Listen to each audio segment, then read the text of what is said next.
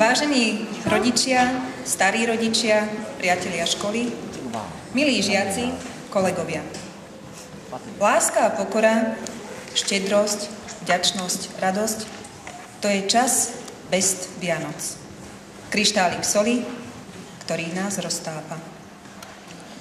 Dear parents, grandparents, friends of the school, students and colleagues, love, humility, generosity, gratitude, happiness, this is what makes our best Christmas.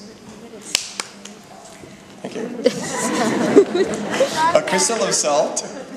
Som hrdá na to, že môžem dnes, tu, na tomto mieste, poďakovať vám, milí rodičia, za podporu charitatívnych myšlienok a projektov našej školy. I am proud that I can, today, here, thank you, dear parents, for your support and help with our charity projects.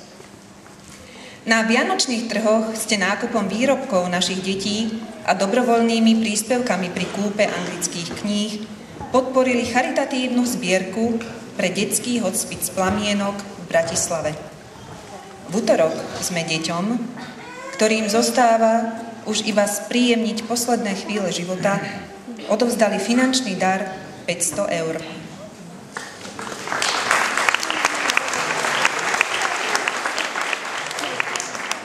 By buying the handcrafted products of our students on the Christmas market and giving donations, we were able to help the Children's Hospice Plamienok in Bratislava.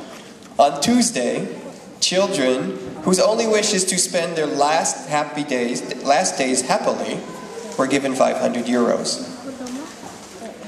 Štedrosť, lásku, súd.